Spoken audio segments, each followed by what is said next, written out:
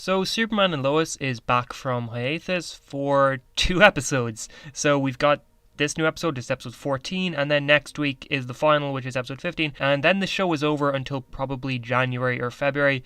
Kind of crazy that there were so many breaks to the point where it feels like this show, or this season at least, was kind of endless. Like, it's hard to imagine Superman and Lois now without kind of the Morgan Edge stuff, without the Eradicator stuff kind of thing.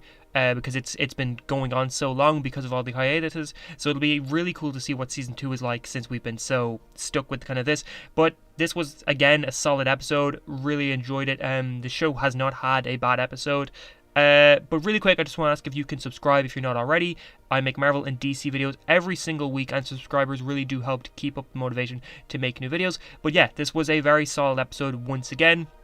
A very character-focused episode, and probably a slower episode than a lot of the, I guess, early parts of the season, where this episode feels very similar to the one we had a few weeks ago, where we were, like, bridging the gap between, I guess, the Morgan Edge stuff and getting into the final. We kind of had an episode focused on the Cushings, dealing with all of, like, what Smallville is doing to them and all that sort of stuff. This was kind of very similar here, where half the episode was very much focused on the character stuff, on the slower stuff, and then the last half was very intense, very serious, and all of that. And I think that was very necessary, because we had the first half being the stuff very similar to a couple of weeks ago, to kind of make us think that things are very calm now, and then we get hit with, oh shit, I completely forgot we're in the final part of the season. This is where big stuff is going to happen, setting the stage for next week to just be complete intense the whole time. Next week will probably be the most intense and fast-paced episode we've had of the season yet, or at least one of the most intense. So I'm really excited to see where we go with that, because this episode really did hit the intensity up immediately. Like, it was crazy how fast it got. We had so much kind of slow-paced stuff focusing on, like, the DOD, how Smallville didn't trust them, on the Cushings, how they might be leaving, and then boom, Morgan Edge is in Metropolis, and now Superman and Lois and John Henry Irons need to go stop him. So that was really well handled how they did that. Speaking of Metropolis really quick, it's kind of crazy how they've made Metropolis be such a small part of a Superman thing. Like, I'm not arguing about this at all. Like, this is pretty cool. It's what sets this show apart from a lot of the other stuff. Like, even Smallville, they went to Metropolis quite a lot, to the point where a lot of people kind of were saying during the time that the latter 6 seasons of Smallville should have just been called Metropolis, because they spent way more time in Metropolis than they did in Smallville. So the fact that this show was almost completely in Smallville is what sort of sets it apart from the other shows. But it is crazy that, like, when they mentioned Metropolis, I was like, oh cool, we're going to Metropolis. Like, it's so weird to have a Superman piece of media where finding out we're going to Metropolis is like a cool event or something, which it was fun going there. Like, it's kind of crazy that it's at that point, but that's not a criticism against the show. It's just something that sets this show apart from the other stuff, and I really did enjoy the time we spent in Metropolis. I would like the show to go to Metropolis a little bit more, because I feel like seeing Superman in the big city is just really fun. It's just interesting, so I want to see more of that next season. Hopefully in the final as well, we'll see a lot of that. But I guess that the fight scenes in this episode very much parallel the Man of Steel fight scenes with Superman against Zod, because Superman had to fight kind of the Kryptonians, more Kryptonians that Morgan Edge or Tal-Rho has resurrected, and a lot of the fights we were seeing of that, like, for example, there was a bit where Clark had a Kryptonian and he was like, had to go through a building with him. Really reminded me of a lot of what we would have seen in Man of Steel with Zod and Superman, so it was cool to see that. We got GBS, or Galaxy Corporation, which is a really cool kind of corporation from the comics that is very much tied to Morgan Edge.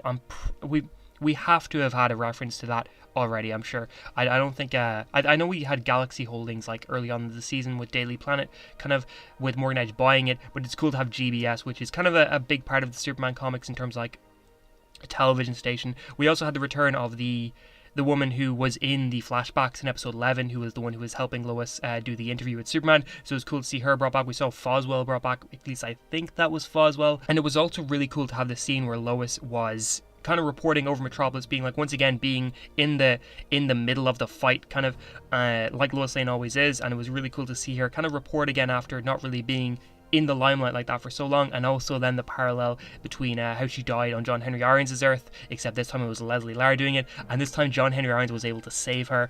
I really liked that. That was a really cool parallel. And once you kind of realize that this is the same shot like when you saw Leslie Dare come up behind her and you kind of realize, oh shit, this is just like how she died on the other Earth.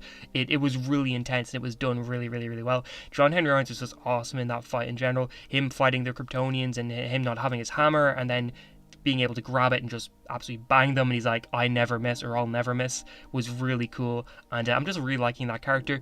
His scene with Jonathan was kind of cool, where kind of we got a little insight into his mind and how he was pushing Jonathan away, but I don't think that was out of like being angry or whatever. I think that he doesn't want to see Jonathan get sucked into this life like he has, or like so many other people who are heroes have. And I think he's trying to push Jonathan away because he's like, it's probably better off if this kid doesn't get involved in any of this stuff, at least not yet, at least not for a while.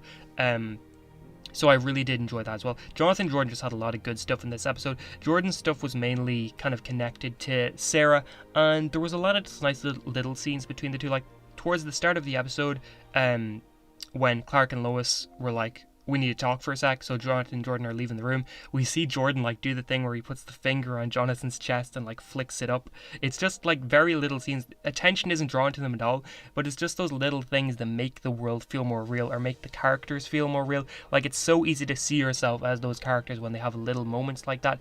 And it's something that I hate to kind of compare this to the Arrowverse shows, but it's something that the other Arrowverse shows don't do as well. They don't really do much of a good job of making the characters feel real. Flash is like the biggest example of that, where the characters just constantly talk like they're not real, like the characters don't sound like anyone you've ever met in your life. Whereas in this show, I feel like when I'm hearing Kyle talk, when I'm hearing Lana talk, when I'm hearing Lois or Jonathan Jordan talk, they all sound like real characters. They all sound like people you really could meet in real life, just minus the powers and the super stuff.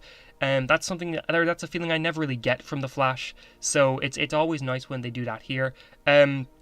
Speaking about realism and stuff, we kind of had that scene where Sam Lane had to talk about the DOD in front of Smallville. That was really cool, and it was another kind of sense of there's arguments on both sides, and I completely agree with the arguments on both sides. Like, I completely understand why Sam was not divulging information.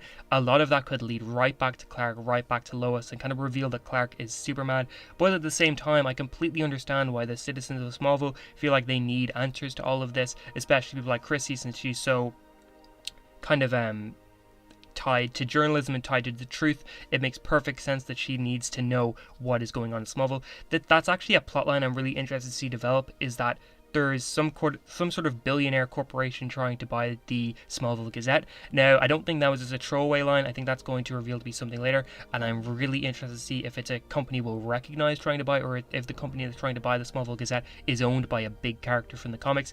That's kind of something that Smallville kind of did as well, where they had sort of Queen Consolidated, or not Queen Consolidated, sorry, Queen Consolidated is Arrow, Queen Industries is Smallville, but we had Queen Industries kind of get referenced a bunch of times before Oliver Queen even showed up, and we'd hear about Queen Industries buying different companies and whatnot, and then Oliver Queen shows up later on. That was something kind of similar as well too in the Flash pilot, where we have the little reference to Queen Consolidated and Wayne Incorporated merging, which was a nice little hint. So I feel like just like those times, this billionaire company is also a hint towards maybe a season 2 plotline, so I'm excited to see what that is.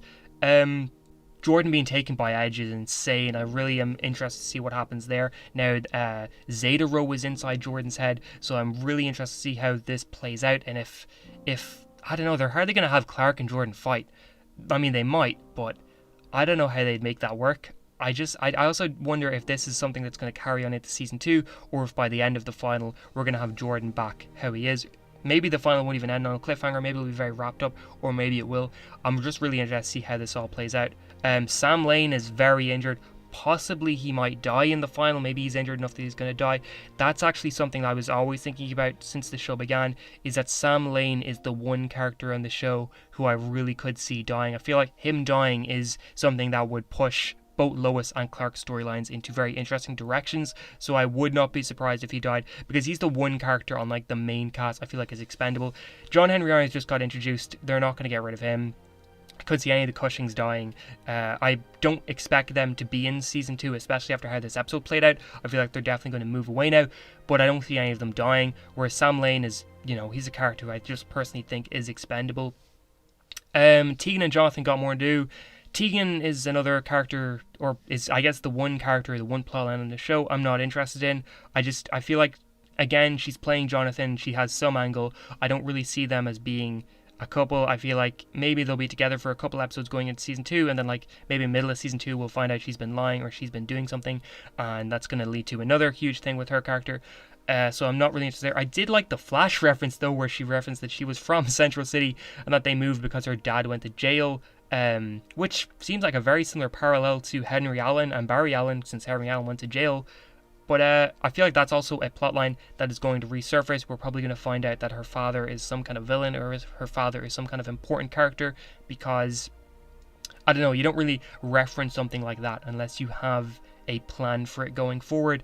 And again, the Cushings, I just want to talk about them real quick. I liked Kyle in this episode. I thought he was really good. I like Lana and Clark's talk at the start of the episode. I'm not expecting the Cushings to continue as main parts of the show after next episode.